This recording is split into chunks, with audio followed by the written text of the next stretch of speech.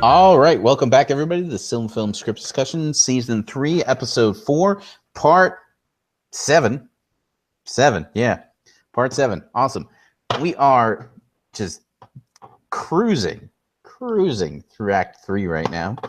To kind of reiterate what we had Daeron and Luthien. We had Thuringwethel reporting in. We had Ael and Telkar. And we had Mablung reporting in. To Thingol, yes. To Thingol. Okay. See, told you Act 3 was going to be just fine. Now we got to do Act 4. Yeah. Haha. So, Act 4. Here's where it's going to get interesting. So,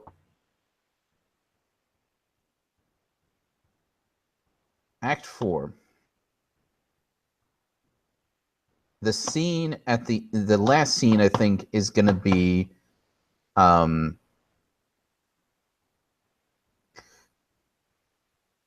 last scene is going to be whatchamacallit. Who are those people that we're going to meet? Is going to be the King of Belagast and Thingol. Yes. Yeah. Azaghal, King of Belagast. Yeah. Azaghal, thank you. I keep forgetting his name. Azaghal and Thingol meeting for the very first time. Yes. Let's figure out what's going to happen there before we figure out how we're going to build to it. Yeah. Because the conversation can't go perfectly. No. And there has to have been some diplomatic work going on in the background. Mm-hmm. So we'll see our translator dwarf having a position in Azaghal's court group that showed up. Right. And we'll see Mablung standing with Thingol. So, like, clearly the two of them have tried to set this whole thing up. Right. But at the end of the day, the dwarves and the elves have very different ideas of what it means to have a territory and keep it, right, and to be a king. Right. So both of them should show some reluctance to recognize the other leader as a king. Mm-hmm. Like, they're both going to do it, but it shouldn't be a natural or easy thing for either of them. I have this thing where I kind of almost want to see Azaghal seeing Daeron's runes almost by accident. How do we make that happen? I know. Well, that's the part that I can't figure out, because that feels like the point at which he's like, "Oh yes, you guys have something that I want." You know, like, right.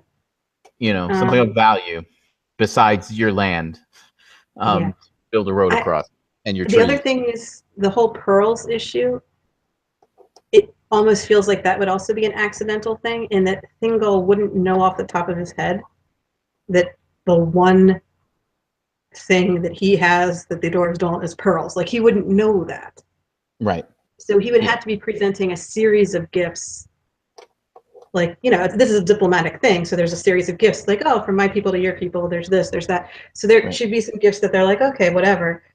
And then, like, a pearl is shown up, and the dwarves are all like, what is this? And they're all very excited about it. Yes. Whereas before, they were just being polite and accepting gifts. Yes. So I'm trying to think. One of the gifts could be a book that Daeron is written in. And the elves are like, we don't even know why you'd want this, but we just tossed it in here because we don't know what else to do with it. Yeah. Daeron seemed really pleased with it. So, yeah. But no, if we've just had Luthien telling Daeron, oh, your stuff is really cool, she could include something with his runes written down as part of the official package. Yeah. Like almost like an illuminated manuscript kind of thing, where it's maybe just a page, but it's decorated. What if they're sitting down? What if part of the negotiation, before they get down to brass tacks, they share a meal again, right? Right. Yeah. And Luthien sings at the and sings during this meal, and Okay. the elves are like, "Yeah, this is awesome," right? And the dwarves are like, "Eh, it's nice, yeah, Yeah. yeah." Right. It's a little up tempo for us, I feel like that should be what each group thinks is really awesome. The other group is kind of like, eh. And the things that most of the other group takes for granted, the other side is like, oh my gosh, this is the coolest thing ever. So right. like there should be a lot of disconnect there. Right. And during the negotiations, when they're giving gifts, right?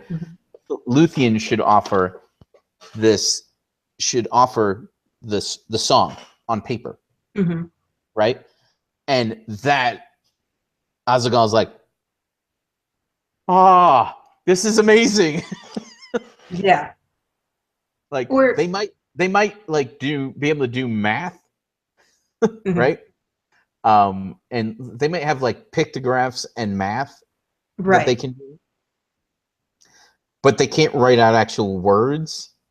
And this is going to make record keeping and trade so much easier. This is the best thing that's ever happened. I can carve stuff on stone with this. That's the real advantage to the runes is that they're easy to carve in the stone. Yeah. So they're all straight lines. And so if they had some kind of pictograph thing that they could write before, but not carve very easily, then, because if you think about how difficult it is to carve hieroglyphs, like you can do it, obviously, but it's a little painstaking. Yeah. Whereas this will be very easy to carve. So I think that's the key, is that the dwarves had some form of writing, but not like this. Yeah. And so I think that would be good, is that they might not have appreciated the song when she sang it, but they certainly appreciate the runes. Yes. And Azaghale, being a king, probably has a bit of a noble bearing and is therefore not going to like fanboy over it. But our translator dwarf could make a big deal of it and be very enthusiastic. Yeah. Like he gets to act like not a king in that situation. And we get to see it through his eyes, I think would be good. And I think he's a relatively young dwarf, so that we can see him for more episodes after this. Yeah, well, he's definitely got to be involved in the Menegroth episode. Right. Yeah. Okay. All right. I think we know where we're going enough to kind of go back and figure out what else is going into Act 4 here. So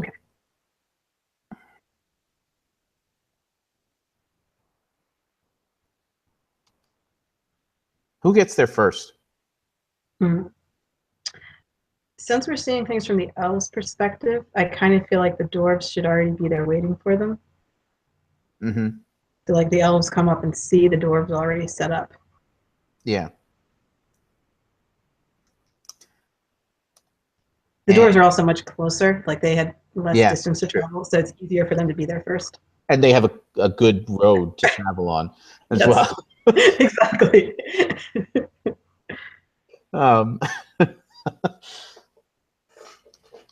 I mean, we're not even going to say how they said they probably travel heavier than the elves do. Like again, shorter and on a road, they can get there. But they have a whole pavilion set up. It's not just like some guy sitting in a chair. It's a whole pavilion set up and ready for this. Right. And so the elves get there, and that's weird too. Like the way that they've like even this is organized. Like yeah, it's different culture. Yeah.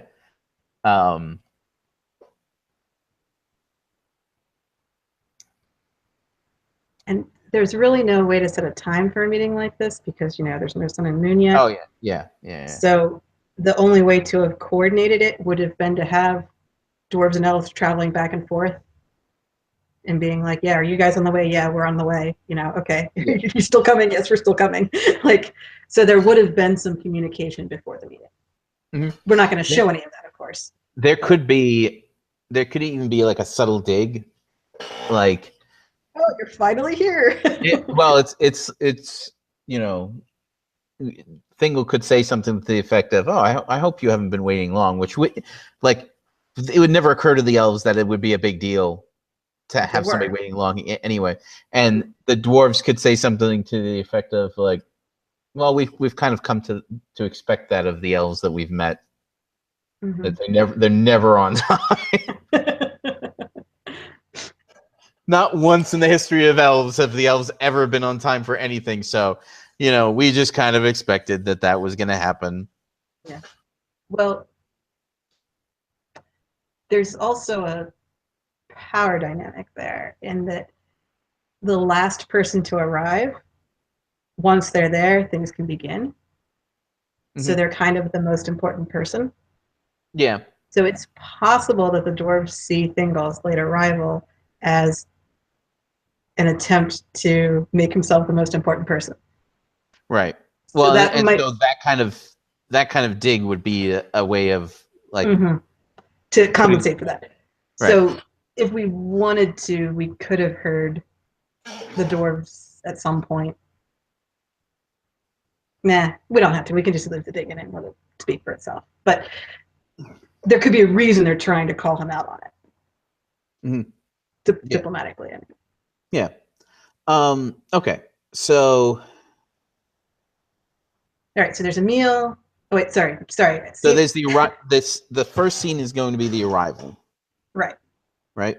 We can go directly from that into the meal. That's okay. Yes. We don't have to.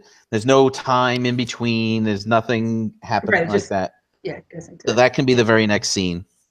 We have the scene.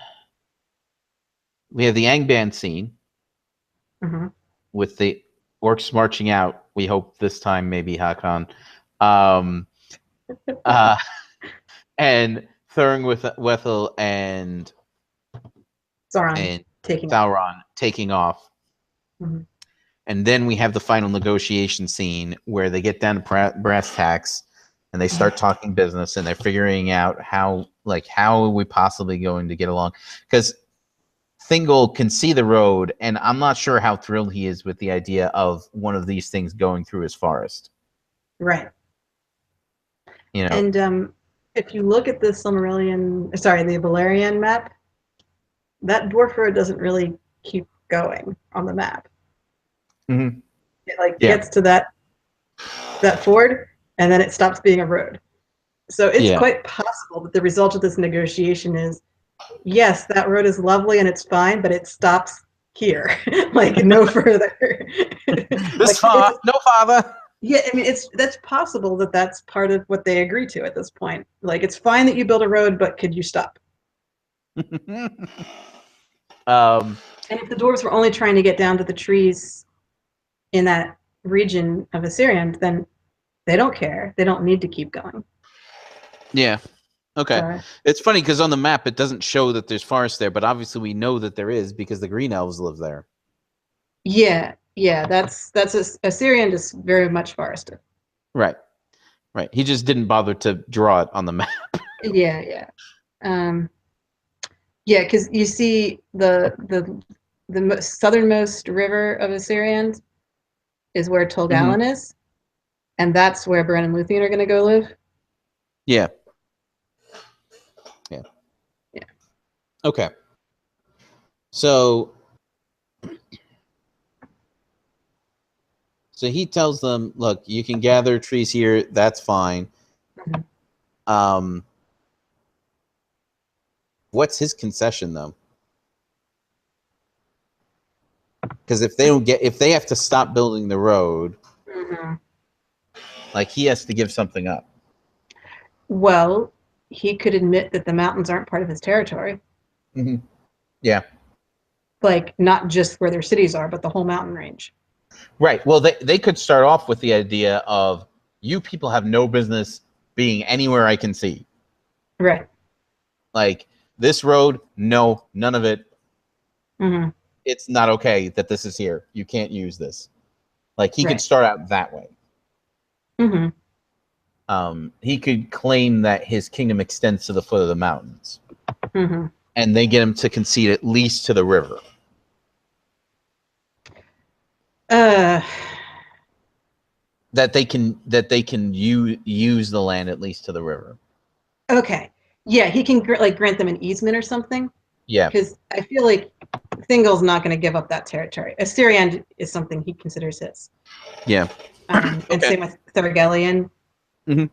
He only gives up those lands after the orcs come in and he can't defend them. Yeah. Okay. Like, so at this point, he's trying to establish that all of Beleriand is his. Yes. And right about now will be the end of that being true. But the audience needs to know that it was true at one point. Yeah. Okay. But yeah, so he gives them easement to use the land up to the river as resources as they need, and at least the land between, well, maybe even just the land between the two trees, between the two rivers where the road is. Because remember, the green elves are going to wind up down there. They're not going to want the dwarves just completely obliterating their forest. I know that's going to be an issue of contention in the next episode after Menegroth is when the green elves show up. They're like, no, we don't want dwarves chopping down trees here. There's so also they have to the kind issue, of renegotiate. Yeah, there's also the issue of, aren't those trees also going to be a problem? Like, those trees aren't going to grow back either. Right. So maybe which might explain why the green elves are so upset about it. Yeah. So maybe he has to agree to bring them lumber. I mean, I don't know. It does sound like it sounds very one-sided. What this agreement that's coming down here? Yeah. Well, Thingol is looking at the court of Belagast, essentially, which means all the dwarves are going to be outfitted in their ceremonial armor, essentially. Gotcha. Okay, yeah. So he's looking at this and noticing, oh, hey, you guys have got this weapons and armor thing figured out. You know, it's obvious just by looking at them. So Thingol's going to want what they have. Right. So he has to be willing to. Got to be aware of the fact that if they wanted to move forward, they could. Right. So he has to realize he's not exactly negotiating from a place of strength here. Right. Yeah. So he's gonna have to offer some concessions. Right. So perhaps we can provide you lumber if you can provide us other supplies that we need, you know. Yeah. Like that really cool armor. Yeah. Like that apparently impenetrable armor that you're wearing right there. Yeah. Sign me up for some of that. Yeah. So I definitely want to be wearing that whole thing the night if I ever go into a battle. Yeah. This issue with this is, do we really want the king of the elves to say, sure, we'll chop down trees and transport them to you? Does that sound like a thing that they would do?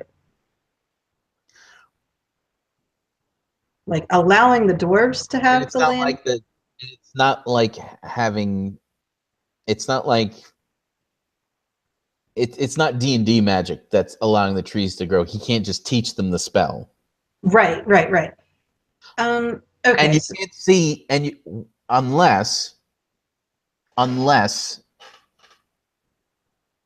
the elves are able to grow trees. Unless he leaves elves there who can keep the trees growing. Okay. That might be a possibility. All right. So what Thingol is willing to grant is that the dwarves have use of the land up to the River Gellion. Yes. In the particular area where the road. No, the whole thing. I think he should grant them a significant amount of it because he doesn't need that land right now. Yeah. So if he wants something from the dwarves, he should be willing to be generous with granting them use of land. Okay. As soon as the green elves come in, that's going to be a contentious issue. Right. And he probably shouldn't have given it away. Like, he's not giving it to the dwarves to be part of their kingdom. He's just saying, I give you free use of this area. You know, since we're such good friends here, you're free to be in this part of my kingdom, and my people don't come over here anyway, so it's all good. To which Azaghal is going to be like, yeah, that's fantastic. We're going to run into the same problem like next week. You know, like that's not super helpful there, Thingol. Appreciate it lots, but no. Yeah. Which we were going to do that anyway. Right. So you're saying if he's going to offer to leave some elves there to help with the tree growing process. That could interest the dwarves because that's something they can't do.